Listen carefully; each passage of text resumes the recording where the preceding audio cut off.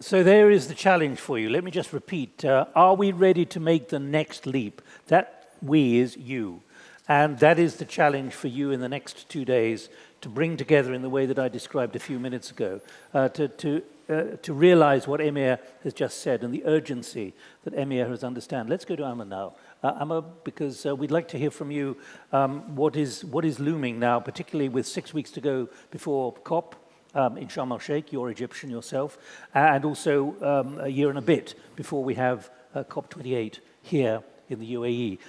Nigel Topping, who's the high-level champion for the United Kingdom presidency of COP26, has sent us a message, but it's got lost somewhere. So if we find it, we will get it to you, because he has been mobilizing in the way that we're trying to mobilize today, but he's been trying to mobilize around the world during the UK presidency of the COP. And therefore, there are lessons to be learned, and we hope that somehow in the ether, his recording will emerge, because he has done it. Now, Amr, come to the table or the platform with ideas about what the challenge is from your perspective at A³. Well, thank you very much, Nick. And in reference to what Emir has just said, carbon neutrality or carbon net zero might be a dream, but the challenge of the climate challenge and the impact that it has already on that we can see it day by day in Europe and in Africa, and with floods and with increasing temperature, is a harsh reality. So action is urgent, and it needs to be immediate. And the good news is it's doable. As you said, to stay on the trajectory of the 1.5-degree pathway, we need 30% cut down of the CO2. And cement industry can do it with minimum cost and almost no investment, at least the first 30%. This is available in our technologies, in our operation schemes, through operational excellence, some digitization, some product portfolio optimization, which actually will make cement, as again, referring to Emir presentation, integral to the development of our countries. If you looked at the MENA region, specifically, you will have it in two halves. You have the oil-rich countries, GCC side, and you have the MENA developing countries with increased population, increased industrialization, and also increased vulnerability. Both sides have the construction sector, the urban development in their leading economical activities.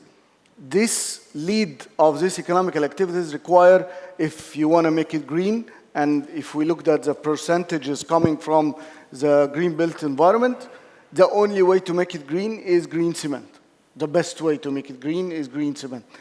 And green cement, as I said, is achievable, at least the first 47%, which will bring the sector to the 1.5 degree pathway, can bring the sector to this limit with minimum investment, and in most cases with cost reduction, which is in line also with the economical approach that was put.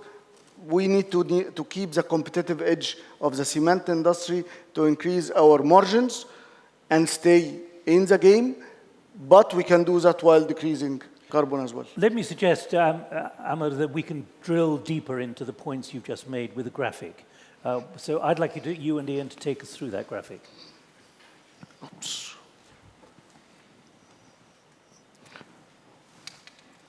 You know, I think we can make it reasonably simple here. So we've got a lot of 2050 commitments from countries and companies. But if we think about this from a company standpoint, you know, the average tenure of a CEO is, what, 6 years or something like this? So 2050 is several CEOs away. And I think it almost doesn't matter whether it's 2050 or 2060 or whatever long-term date. What we really should focus on is what we can get done in the next few years. So I think a 2030 target is something that we should really be focused on. And if we want to achieve a savings by 2030, we really need to be talking about using technology that is already available, is already feasible. And so that was really the basis of this analysis. And in the MENA region, the baseline is a little bit higher than it is on a global average. A lot of that is due to the clinker factor difference and the difference in cementitious material availability. But it's very possible using current technology and really investing very little at all beyond the normal sort of maintenance budgets or regular capex budgets to talk about reductions of 35% in the next 10 years. And in addition to that, there are projects that can be undertaken with good returns that can increase that to almost half. So, Amr, I think you're going to go into a little bit more detail in terms of how we see the roadmap panning out. Thank you, Ian. The roadmaps that we are going to talk about, and this is the core of the conference for the coming 2 days, and is actually not only an applicable solution, we have applied part of it. There are people in the room, and I'm pointing to them, that has actually applied parts of this roadmap. And the results are justified, doable, and has been done in many different countries. So it's not a North Africa, or it's not Saudi, or it's not a Gulf roadmap. It's doable everywhere in the cement industry, and it has been tried in many, many countries, Sub-Sahara, North Africa, and MENA region, and the results are proven. So it's not an invention, it's only bringing together the right steps in harmony, in a strategized approach to get the right results. It starts with operational excellence. Simply, what we are talking about here is optimizing the operation to the max. This optimization comes, you know that 78% of our embodied carbon in cement is up to the clinker production.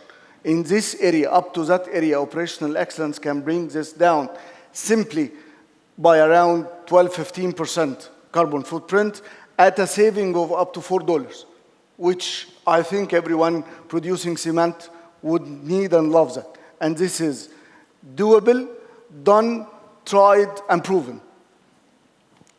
That takes us to the next step. When you optimize the process up to clinker, and you have very good clinker, good quality, good size, good granulometry, good reactivity, then you can go up with your product portfolio with no problems. The SCM issue, you have two solutions for SCM. Half of the MENA region has already SCMs, natural SCMs, pozzolana and other stuff, and North Africa, excluding Algeria, which have a lot of pozzolanic material, but the rest of the North Africa, where they have some shortages, there are solutions, there are actually technologies, and I'm trying to look at the face, I'm sure that the guys here, there are technologies that can bring this natural, not very active material to the reactivity that is required to be added to cement. So product portfolio development not only will decrease clinker, consequently decrease cost, but it will drastically also bring down the CO2 footprint of cement and actually makes us closer to the green cement that we aim for. Those two steps alone brings down around 35% of the total. Add to that alternative fuels, where you have some investments, and it's abundantly available across our region as well. You have RDF, we have the biggest landfills in the world, so we have a lot of RDF around. We are agricultural land in most of North Africa, so we have a lot of biomass, and we have a lot of industrial activities within our countries, so circular economy is best fit to what we do. Add to that waste heat recovery, which is an old technology. It's available since Kyoto, and it was abundantly used in many countries. And we have problems with power. We have problems with gas. We have problems with fossil fuels to produce power. Waste heat recovery saves around 15% of the power you need from the grid, and at a cost reduction and a minimum investment, at least an investment within the normal threshold of our plants. Up to that, we brought down 47% of our CO2. We went down to the EU benchmark. If all the companies within MENA region, Sub-Sahara, done that, that is bringing, as you have seen in Ian's slide, 1% is 12,000 acres of forest. We are talking about 47 of that 12,000 acres. This is an amount of forest that definitely cannot be planted. 1% is 4 million liters of gasoline. This is, I think, at least 2 times better than any EV strategy than we can implement tomorrow without the infrastructure in our countries that's faster to reach until we do the EV cars. So again, the message is doing the possible. So not things are unthinkable, things are unthinkable and do the possible first. Then we have those parts where we start talking about new technologies, detailed developments in the cement industry, where we have calcined clay or LC3 or belite cement. All of these solutions are new technologies, new innovations in the cement industry, which are also doable at a normal cost. If we compare the investment to the carbon capture, it's way, way much less and much more achievable and with more justified results now compared to carbon capture. And then beyond 2030, when we have stayed on the 1.5 degree trajectory, because if we didn't, the net zero strategy will have to change completely. So beyond 2030, we look at second generation oxy-fuel, carbon capture use and storage, and hydrogen fuel. This will not come within these 10 years. The technology is not yet fully ready. It's not fully adaptable. It's definitely not feasible. We were calculating with some plants. Some of them are already here in the room. And we found that the impact of carbon capture will reach around 100 extra euro on their production cost. You can talk to Emir about that. I'm sure he will refuse it. So it's doable, it's achievable, it's within hand, and it is within the technologies that we have on our hands today. Thank you. Before we go on, Amr and Ian, where do you think the resistance is to understanding this? Oh, okay. I think that's quite a long question, you know. It's a short question. Short question with a long answer. Give me a headline answer at the moment. So these things are relatively difficult to do from a management standpoint. You know, it takes a lot of organization to get on top of operational excellence. If we talk about product portfolio optimization, that requires communication with customers and regulators on standards, customers on what products they're willing to use. So although it doesn't require capital expenditure, it's not a straightforward thing to do. And I think, I think that's really the challenge. If I may give you one word. Because you said very clearly, and I'm quoting you here, it's doable, it's done, it's tried, it's proven. Yes. It seems a no-brainer. It's leadership. And thankfully, we have a lot of them here today, and hopefully we'll be able to convince them to adopt that approach because it's simply leadership.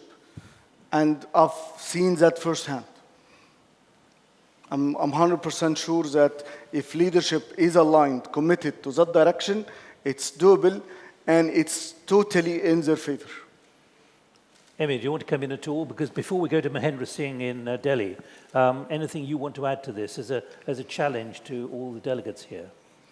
Well, we have to be honest. As cement industry, we have not done much so far for the climate change. So that definitely requires leadership.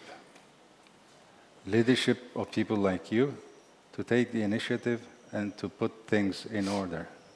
We cannot let the major companies to lead this. The thing that Amr mentioned is possible, is doable, and there are many pioneers like Amr and his company in this audience that come up with good ideas, new ideas to put forward, and we need leadership to apply those in the real terms. I'm sorry to say, we have not done our job so far. We should be at the carbon capture level right now. Carbon capture is the real solution to the end of the story. But we can go there. It's never too late.